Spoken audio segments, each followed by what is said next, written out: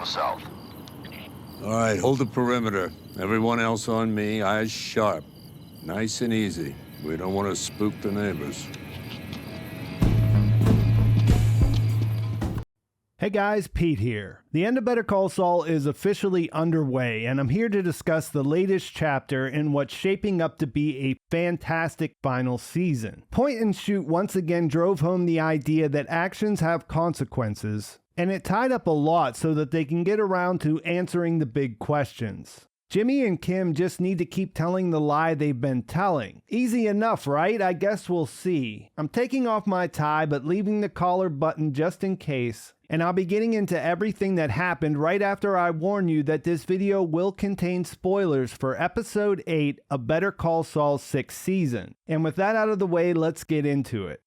We do pick up right where the last episode ended. Like candles still exactly the same size, fresh blood still streaming down the wall, and mid-freakout watching Howard's blood pool at our feet right where we left off. We don't get there until after we have an ominous teaser that starts off as a beautiful shot of a beach that slowly reveals that it's anything but. By the time you see the Namaste plate, it's probably already come together that this is a flash forward showing what the cover story of Howard's disappearance looks like.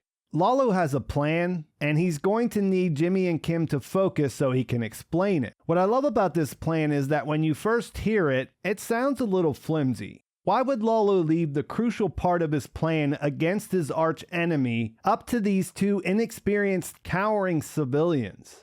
The answer doesn't come until later, but it's so satisfying when you finally put it together. What he tells them is he wants Jimmy to get in his car and drive over to someone's house and shoot them. There's a reliable, idiot-proof revolver in the glove box, and all they have to do is point and shoot. It'll be no problem at all because this guy is a house cat. He almost looks like a librarian, but don't be fooled because even a house cat can scratch. With the hard part out of the way, just take out the camera and do the exact same thing, point and shoot. In what initially seems like a puzzling turn, Jimmy tells Lalo that he needs to send Kim. And I suppose this is as good a place as any to point out the incredible performances these actors deliver. Bob Odenkirk sells that he's stunned while he shifts into survival mode. Rhea Seehorn had me sort of sympathy shaking along while her character is absorbing the reality of the situation, and Tony Dalton delivers one more example of the adaptability that exists right next to his menacing core. For my money, the brilliance of this scene is in Jimmy's decision. Of course, no one watching was thinking they should send Kim. It even takes annoying Lalo to the point where he just agrees to shut them up.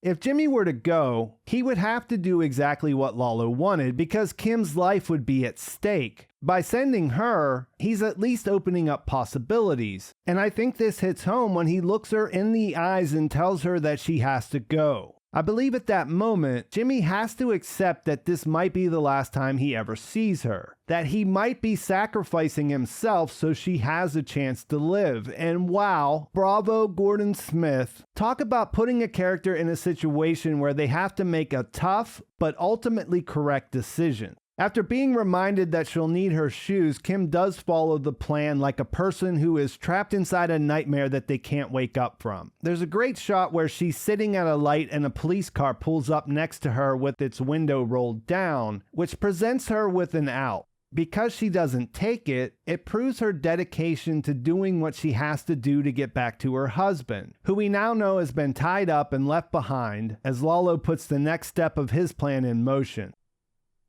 Sending someone to Gus's house was only part of what he had in mind. I'm sure he'd be happy if they were able to kill him, but ultimately it doesn't matter. What he's counting on is a diversion that would pull his guys away from the superlab. And from there, things play out like you'd think they would if you've been paying attention. Kim is intercepted at the door and pulled into the house by Mike. He learns that Lalo sent her and is at their apartment right now. That has him pull Tyrus from the laundry and send him there. And that presents the opportunity for Lalo, who's waiting out front, to get inside and find the lab.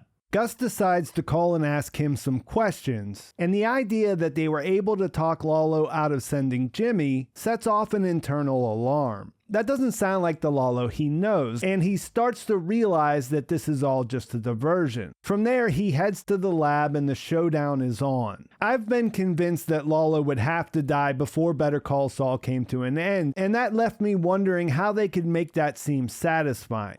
Especially as it started to seem more and more likely that it would happen with the gun at the lab. The answer to that comes in the most obvious way. You just put these two amazing characters in a room together and let them taunt each other. From Lalo's perspective, he has the upper hand and will finally get what he came for. He relishes the impending victory by talking into a camera for Don Eladio's benefit. But the Chicken Man has his backup plan ready to go, and he has his own words for their boss before he springs into action. This somewhat brief exchange brings back so much of the character's histories. From the moment he was introduced in the series, everything he's done has brought Lalo to this place with the sole purpose of taking down Fring. Gus has been playing the long game of exacting his revenge, and he even gets to explain it out loud to Lalo before he turns the tables. And I would give him extra points for calling Eladio a greasy, bloated pimp. We had seen him set the stage back in episode 5. He can cut the lights with the extension cord and knows exactly where his idiot-proof revolver is hiding in the dark. He turns out to be the one to point and shoot and not stop until it's empty, and he is able to hit his target. The obvious problem with killing off a character like this is that you don't get any more Tony Dalton. But since he did have to go, I think they did the character justice. Gus is able to pull himself together enough to stand over him to witness his last moments, and watches as Eduardo Lalo Salamanca dies laughing. The episode doesn't end there, though. Remember, I mentioned consequences at the beginning, and they set those up before we cut away. I thought it was a great choice to start this off with Lyle, who's the kind of guy who goes in early to open singing the jingle of the place where he works. He learns that he's going to have to open and close 2 days in a row. Gus tells him that it's because he was called out of town, but it's really because he took a couple of bullets in that shootout. Jimmy and Kim are reunited when Mike brings her home. Neither are unaffected by what they just went through, but they are both safe for the time being. Mike and his guys will take care of cleaning up Howard's body, but they're going to have to jump right back into their lives as if nothing happened. And you can see that this is something both characters would understand intellectually, that it's necessary. But as viewers, we know that this is easier said than done. They may have the Sandpiper settlement coming in, but how do they go back to enjoying their takeout in the same room where they saw Howard bleed out? Back at the lab, they dig a grave to bury these two characters together. You can see that Mike has feelings about Howard ending up there because he was definitely not in the game, as he removes his wallet, wedding ring, and shoes to tie back into the cold open. Ending the episode by burying them together is certainly a way to answer the question of how the cartel and lawyer sides of the story would eventually come together. Now when you watch Breaking Bad, it'll be hard not to think of them when you see the superlab. Lalo certainly got what was coming to him, but at least he got a payoff for all this time looking into Gus. He got confirmation that he was right about his suspicions. And as I alluded to earlier, Gus does put him in his place. He even spells it out for him, essentially saying, look, I'm smarter than all of you guys. That's why I'm doing this. You're all terrible. You're just like jackals. And you can almost imagine Lalo having a respect for this person who is taking him down. On the other hand, Howard just played the game and lost. And what's worse is that he'll be remembered as a drug addict that killed himself thanks to these two worlds colliding. It's a dark way to end things for him, and it makes you wonder how bad things might get for the ones who managed to make it out alive. Because the idea of Kim dying is not one that I've ever thought was going to happen, but it really looks like it's not going to happen after this. At the end of the day, there are a lot of things that are working out exactly as they were planned. But then something else comes along and well, then that happens too. It's all about the aftermath now and what comes next. And with 5 episodes to go, it's kind of exciting to not know for sure what will happen. I don't think this episode was quite as good as the previous one, but it did do a fantastic job of wrapping up the inevitable parts of the story. It's a little bit surprising that they killed Lalo off with so many episodes left, but just as was the case with Nacho, it makes perfect sense now that I've seen it. With the big question of how Lalo dies out of the way, we can focus on what happens between Jimmy and Kim, and there's still half of a regular season left for them to get into that.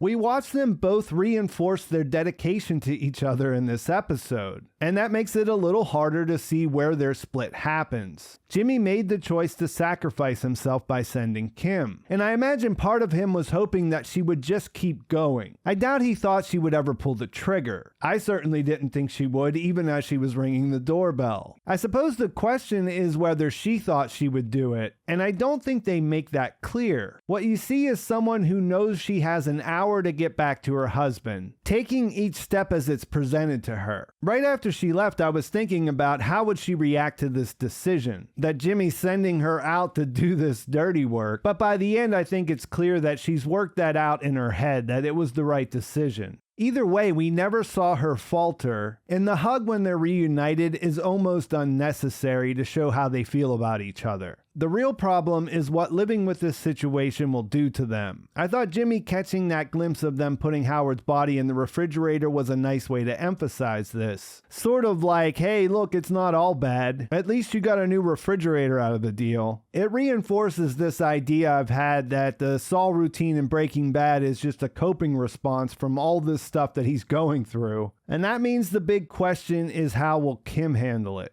This was Gordon Smith's final writing credit for the season. It was another great job to follow up Rockin' Hard Place. Kind of interesting that he crafted fitting endings for both of the characters that came about from Saul's line in the desert. I think since the big events were mostly expected, where the writing excels here is in the details. Even though it was super dark, they managed to slip in some funny moments to keep things a little lighter. I liked seeing Lalo put the gag on Jimmy as he was saying it wasn't me, it was Ignacio, as a wink and a nod to the fact that we've been discussing that line forever. And I don't know why exactly, but I thought it was hilarious when Kim pointed to the fake Gus in that scene. There were a lot of great references and a lot of shots that mirrored things we'd seen before. Off the top of my head, Jimmy tied up looking at Howard reminded me of Walter and Ozymandias. Mike coming in to clean up Jimmy and Kim's apartment reminded me of his first appearance at Jane's apartment. Lalo meeting his end through the object of his revenge reminded me of Hector and Gus's next face-off. And there are just too many more to name, but the good news is we'll be bringing the live stream back again tomorrow, so I'm sure we'll be discussing some of that when we're talking there. Since Vince Gilligan directed this episode, I don't have to point out that it was visually stunning, but I wanted to take a second to appreciate the use of the teaser.